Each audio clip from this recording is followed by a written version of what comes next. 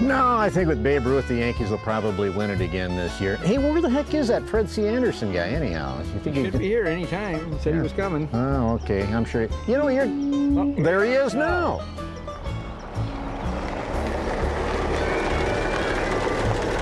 Fred C. Anderson, how in the heck are you? Hi, RJ. Hi, John. Hey, John here tells me that you're going to make a little trip this week, eh? Yeah, I've got a 12-state loop I'm going to visit.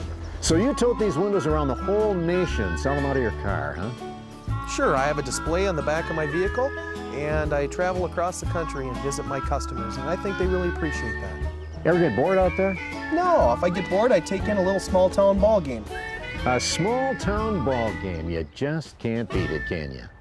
And the Twins are baseball's world champions. At times, it's easy to forget when watching America's favorite pastime in Minnesota that the game of baseball in the upper Midwest wasn't always played on this field. Before 1961, it was played on a field like this.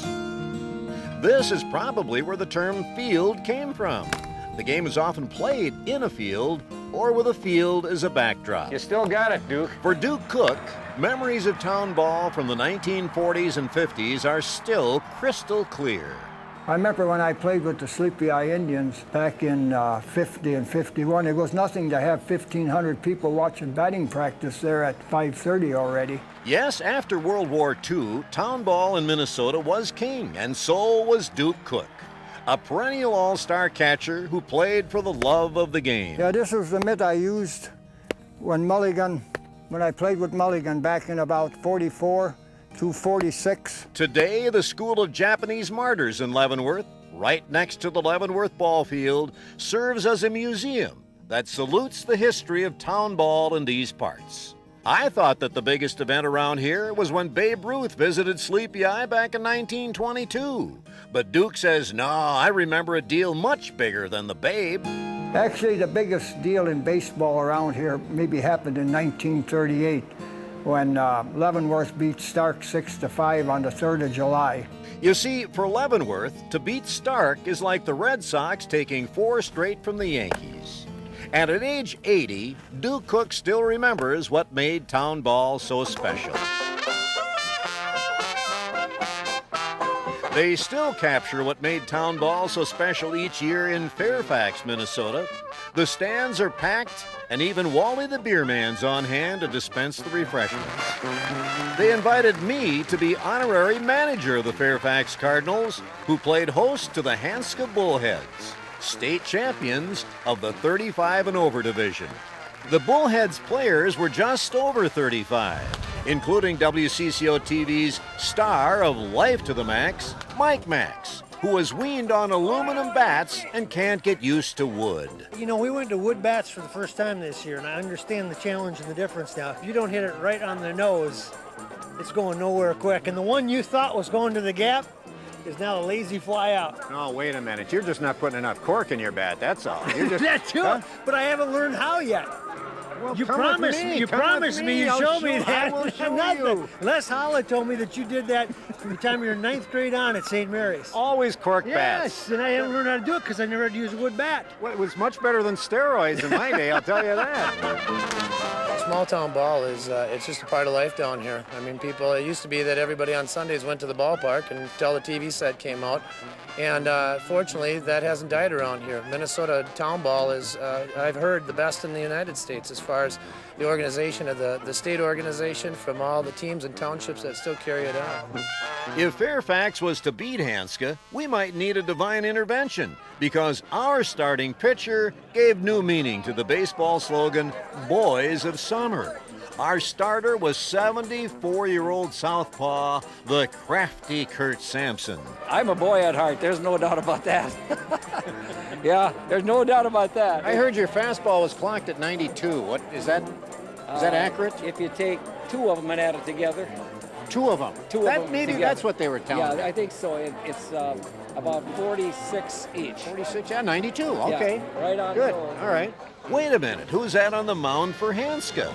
Why, it's former American League Rookie of the Year for the Boston Red Sox, Dana Keeker, who can still mow him down despite being in his late 40s. It all goes to show you that these small ballparks and town ball are still extremely popular in the upper Midwest. The difference between today and yesteryear, players would come here from other states and make good money each summer. Came up here and got a little job in the factory. Oh, yeah. Or maybe working over here at the silo, or, you know, the grain elevator. Wink, wink, Wink, yeah. wink. I think it's responsible for a very high divorce rate. It's town team baseball. These guys get addicted to it. They get to be about 35, and the wife says it's either me or ball, and pretty soon And here they are playing they're ball. single. You know, so it's a lot. Most of my good friends in town team baseball are working on the second wife. You know, so that's the way it goes. Town ball was so much a part of the lives of Tom Tomaszek and Armin Peterson, they decided to write a book to document the experience. Their book, Town Ball, covers baseball the way it was from post-World War II to 1960. Many big names came out of Minnesota, none bigger than former Vikings head coach and Minneapolis Laker basketball star Bud Grant. Grant said he made more money playing town ball than he did with the Lakers. And he says, and we won a national championship while I was playing for him. So Bud's last ball game, he won the game as a pitcher, and he hit a walk-off homer to win it before he left for Winnipeg. The book of Town Ball took Tomaszek and Peterson nearly 4 years to complete. Little wonder, what with all the stats and pictures and stories to compile, plus the two lived 1,200 miles apart. Tomaszek in Delaware, Peterson in Minnesota. Probably a miracle that we're still talking to each other. You know, we had a lot of editorial discussions. Probably the most heated came towards the end when our book was almost 40% over budget on size, and we had difficulty deciding which stories to cut out and which ones to shorten. And getting back to Leavenworth, Minnesota, population under 20 people, baseball and softball continue to thrive because of the guidance of Duke Cook, who is always way ahead of the times. You were active in coaching girls' teams well before Title IX. And we started in 1964. And you had girls' teams back Yeah, then. we had four. We started with 4 teams. We had Darfur, Butterfield, Sleepy Eye, and Leavenworth. And as for being a manager of a baseball team, I think I'll stick to my day job. Just remember one thing, you guys. They put on their pants one leg at a time, just like we do. He wasn't even looking. I had the squeeze on. He was out. He was out. He never got his foot on the base. He was out. He was out. You're gone. No. Yes, sir.